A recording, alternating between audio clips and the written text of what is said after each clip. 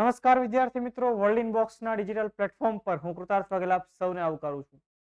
તો દોસ્તો, આપણી પરીક્ષાની તારીખ આવી ગઈ. આપણને ખ્યાલ છે કે ભાઈ 9મી એપ્રિલ આપણી એક્ઝામ છે અને આ એક્ઝામ માટે જેટલું પણ જરૂરી કરંટ અફેર્સ છે, યોજનાઓ છે, એ બધા મુદ્દાઓ આપણે ભણી રહ્યા છીએ. દરરોજ આ જ ચેનલ પર એક યોજનાનો વિડીયો અપલોડ થાય છે, એક કરંટ અફેર્સનો વિડીયો અપલોડ થાય છે. તો એક 25-30 મિનિટનો એક વિડીયો કરંટ અફેર્સ માટેનો, 5-7 મિનિટનો યોજનાનો વિડીયો. અહીંયાથી સીધા સવાલ તમારી એક્ઝામમાં આવવાના અને તમને ખૂબ એનો ફાયદો પણ થશે.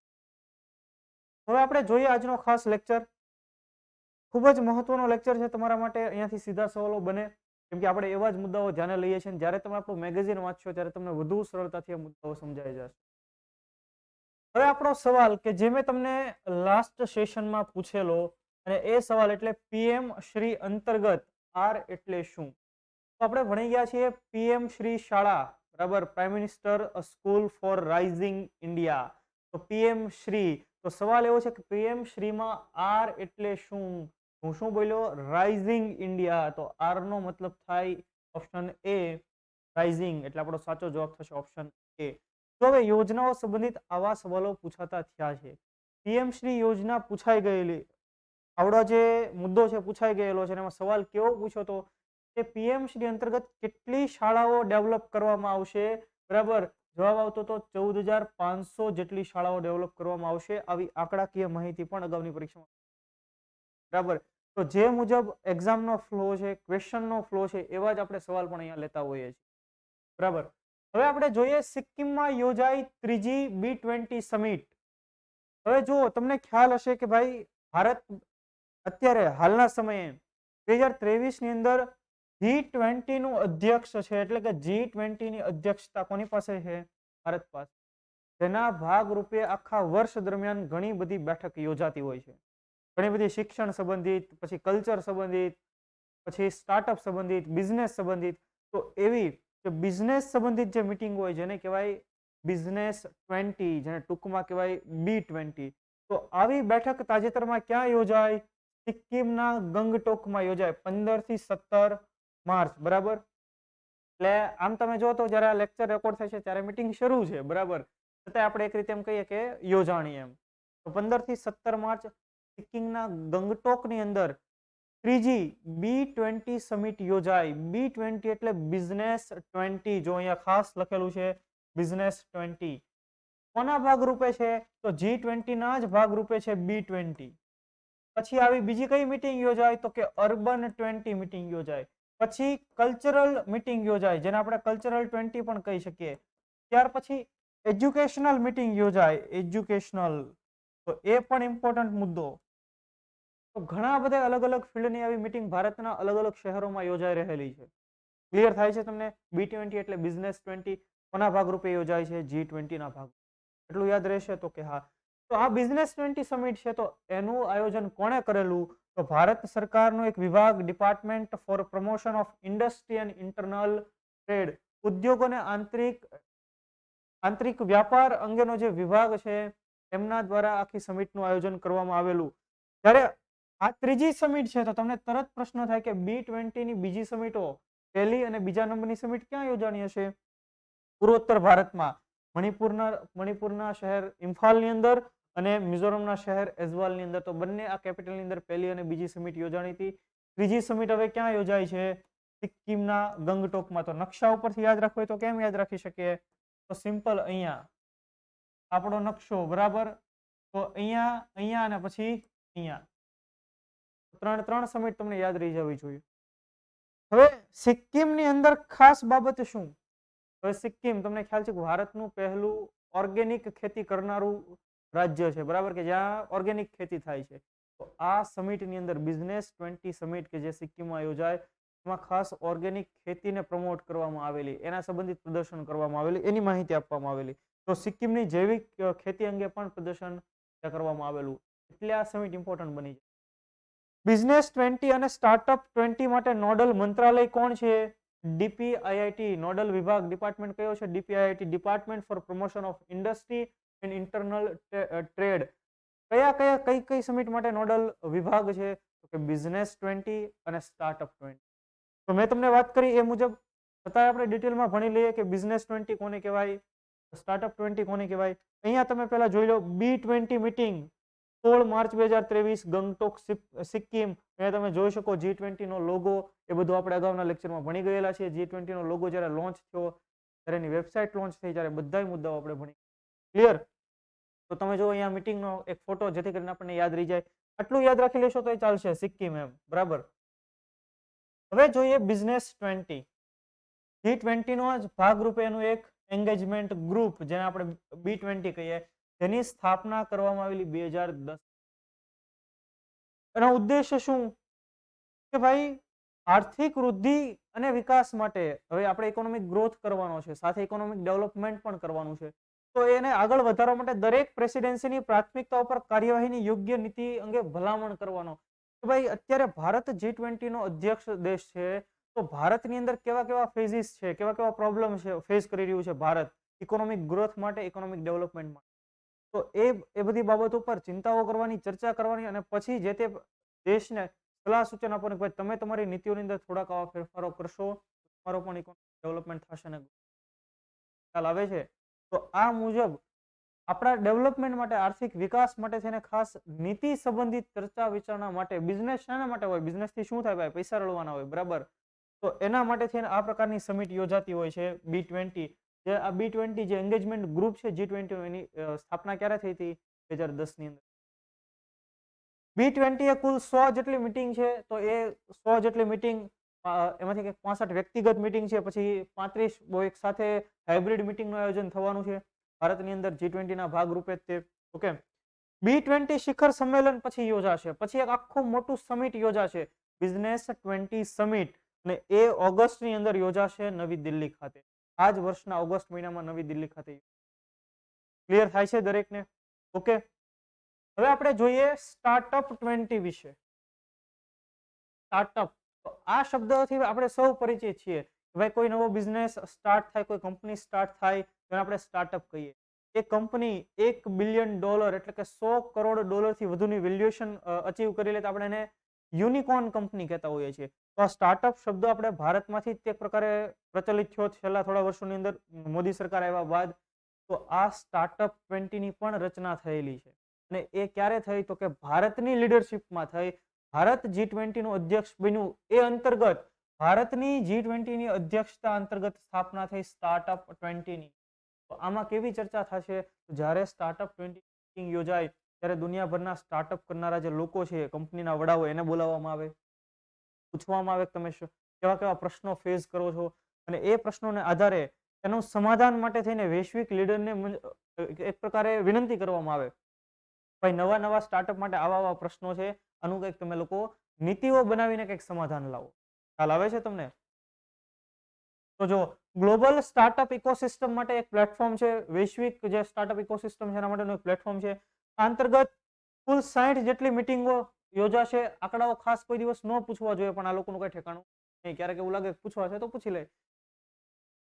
પછી માર્ચ 2023 સ્ટાર્ટઅપ 20 18-19 માર્ચ, એટલે આવનારા થોડા દિવસોની અંદર એ પણ ગંગટોક સિક્કિમની અંદર યોજાશે. સ્ટાર્ટઅપ 20 સમિટ પણ ક્યાં યોજાવાની છે? ગંગટોકમાં. અત્યારે કઈ ખાસ અત્યારે યોજાઈ રહી છે? તો કે બિઝનેસ 20 યોજાઈ રહી છે.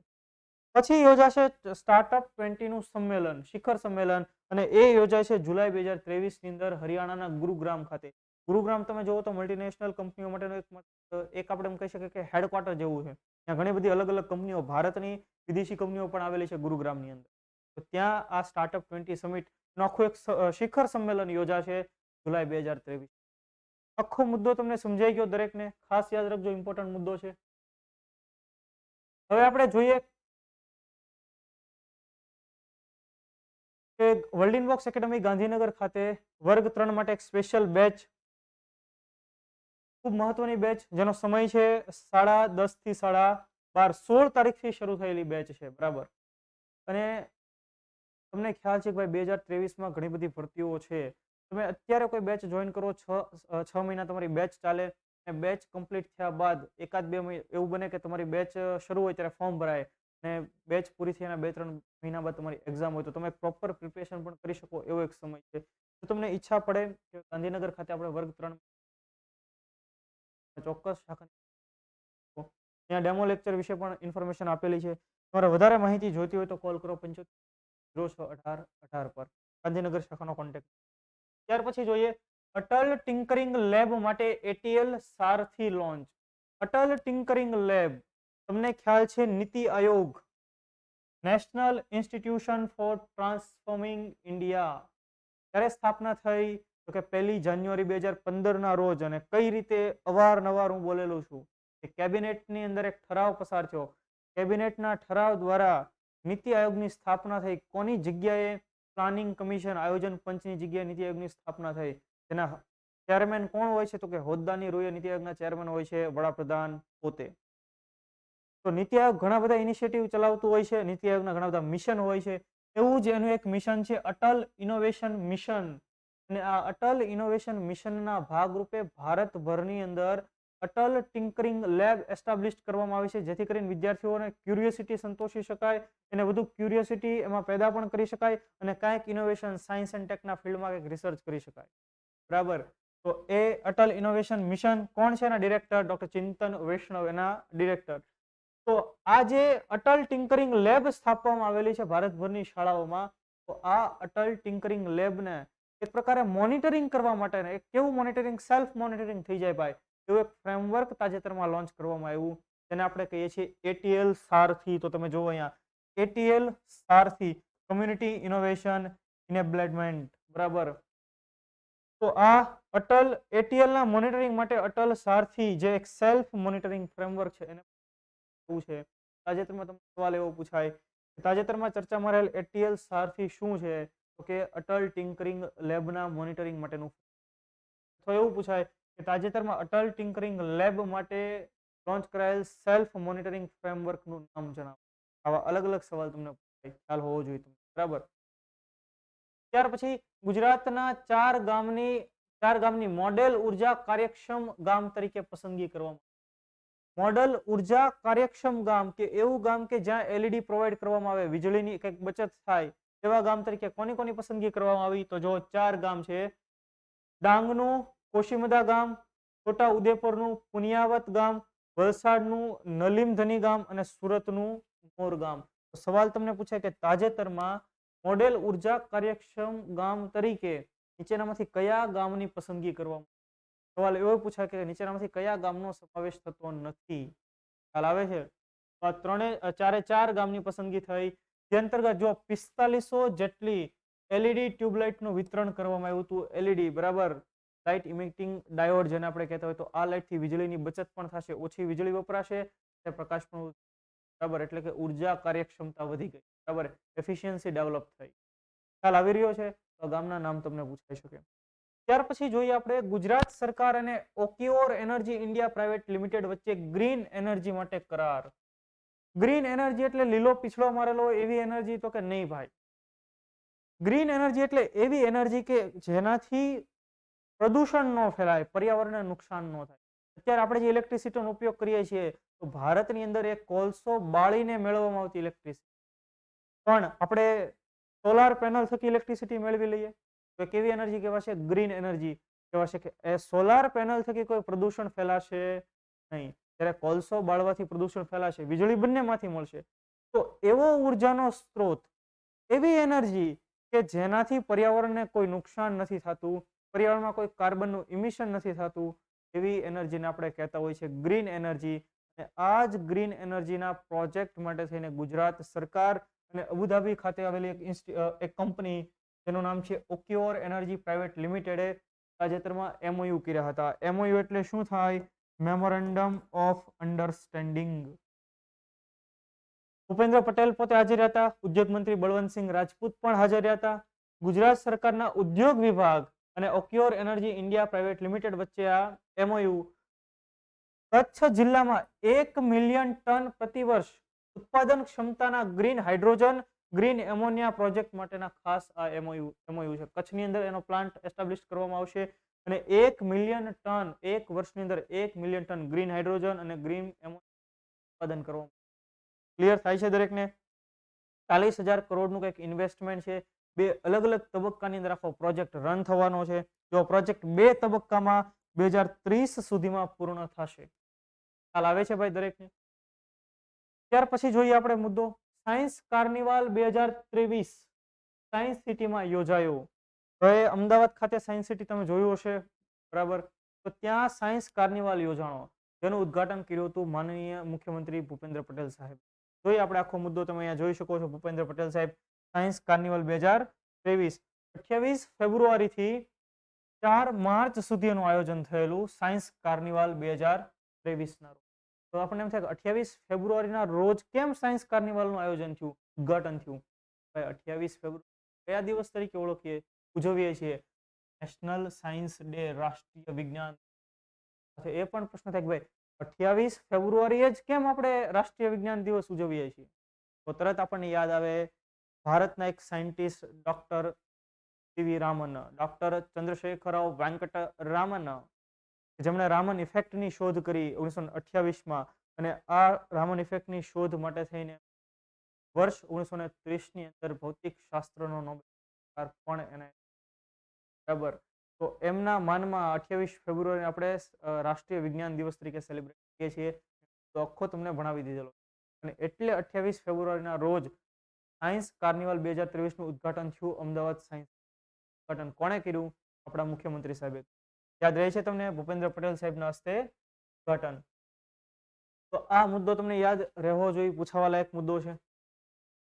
આયોજન કોણે કર્યું હતું સાયન્સ કાર્નિવલનું? Gujarat council on science and technology, જેને આપણે કહીએ છીએ ગુજકોસ્ટ, Gujarat council on science and technology plus Gujarat science city દ્વારા એનું આયોજન કરવામાં. રાજ્ય સરકાર એટલે કે ગુજરાત સરકારનો સાયન્સ ટેકનોલોજી વિભાગ. તો બીજો મુદ્દો, આ પ્રસંગે એક ખાસ ઇન્ફોર્મેશન આપવામાં આવેલી, અને અહીંયા હું તમને એક સ્ટાર કરી દઉં ભાઈ. અહીંયાથી સવાલ તમને પૂછાય, અને ક્યાંથી વધારે સવાલ પૂછાય? તો અહીંયા આ બોક્સમાંથી સવાલ પૂછાય. તો સીએમ સાહેબે માહિતી આપેલી. શું માહિતી આપી? કે રાજ્ય સરકારનો સાયન્સ ટેકનોલોજી વિભાગ, આપણા ગુજરાત સરકારનો, અને ગૂગલે સાથે મળીને આવનારા 3 અઠવાડિયામાં 10,000 લોકોને તાલીમ આપવાની એક બાબત ઉપર ચર્ચા કરેલી છે, કે ગૂગલ અને આપણો વિભાગ, સાયન્સ વિભાગ, આવનારા અઠવાડિયાની અંદર 10,000 લોકોને કંઈક સાયન્સ સંબંધિત તાલીમ આપશે. તો કઈ કંપની સાથે મળીને કામ થશે? ગૂગલ સાથે. આવા તમને ઓપ્શન પૂછાય અલગ અલગ, ઇન્ફોસિસ, વિપ્રો, ફેસબુક, તો કંઈક તમને ઓપ્શનની અંદર આપે, પણ સાચો જવાબ થશે ગૂગલ. યાદ રહેવો જોઈએ દરેકને. બીજું, 4 રિજનલ સાયન્સ સેન્ટર, ત્યાં પણ આ પ્રકારનું કંઈક ને કંઈક આયોજન થતું હોય છે. સાયન્સ સેન્ટર, રિજનલ પ્રાદેશિક વિજ્ઞાન કેન્દ્રો જેને આપણે કહીએ.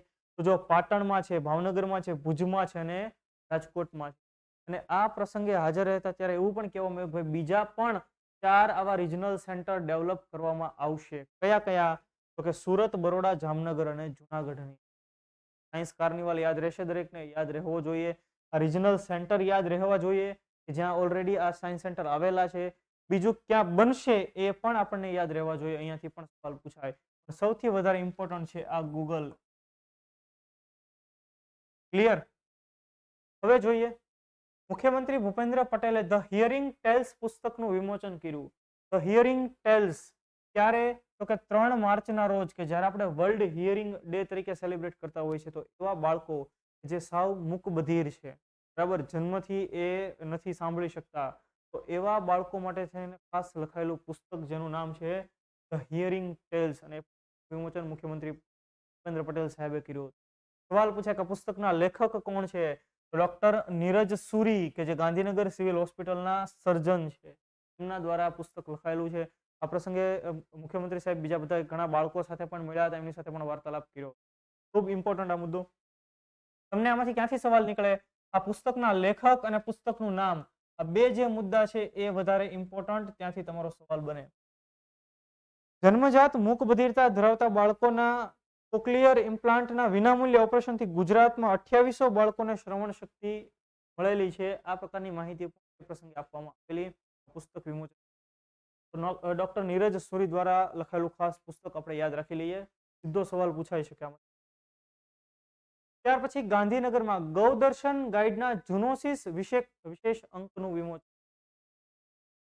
ઝૂનોસિસ એટલે શું?